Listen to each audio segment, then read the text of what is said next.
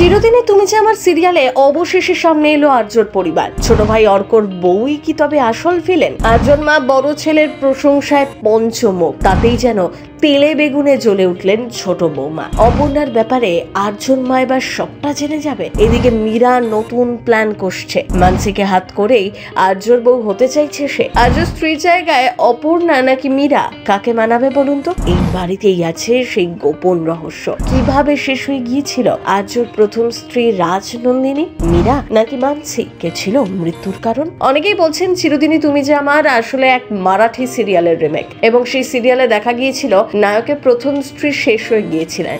এবার চিরদিনই তুমি যে আমারে প্রকাশ্যে এলো আর্যর পরিবার, আর তা দেখে নেটিজেনরা বলছেন আর্যর ছোট ভাইয়ের বউ মোটেই সুবিধের নয়। তার নাম আসলে মানসী, কিন্তু কায়দা করে সে সকলকে বলে মানসি, আর তা ভুল উচ্চারণ করলেই খেপে লাল। এদিকে দেখা যাচ্ছে মীরার সাথে বেশ ভালোই ভাব অর্কর বউয়ের। তবে কি সেই আসল কারণ? বড় দাদার স্ত্রীকে সরিয়ে দেওয়ার পিছনে তারই হাত ছিল, নাকি আর্য স্ত্রীর জায়গা পাওয়ার জন্য মরিয়া হয়ে উঠেছিলেন মীরা? তবে দর্শকরা বলছেন এই গল্পের দম আছে। 31তম এপিসোডে গিয়ে দেখা গেল নায়কের পুরো পরিবারকে। তবে আর্য কিন্তু জানিয়ে দিল সে এরপর থেকে বাড়ি থেকেই অফিসে যাতায়াত করবে। এখন থেকে বাড়ির দিকটাও রোজ দেখানো হবে, সেটা বুঝতে পারছেন সকলে। এখানেই প্রশ্ন উঠছে, এবার কি অপর্ণার এন্ট্রি হবে এই পরিবারে? মীরার সাথে মানসির যে একটা ভালো সম্পর্ক তা কিন্তু বোঝা যাচ্ছে। এরা দুজনেই যথেষ্ট অপর্ণার ক্ষতি করার জন্য।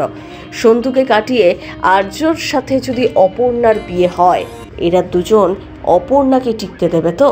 এখানেই প্রশ্ন উঠছে, এভাবেই কি মৃত্যু হয়েছিল আর্যর প্রথম স্ত্রী রাজনন্দিনীর? কারণ এই সিরিয়ালটি যদি মারাঠি সিরিয়ালের রিমেক হয়, সেখানে এই গল্পই দেখানো হয়েছে, আর বারবার রাজনন্দিনী নাম দেখে চমকে যায় আর্য।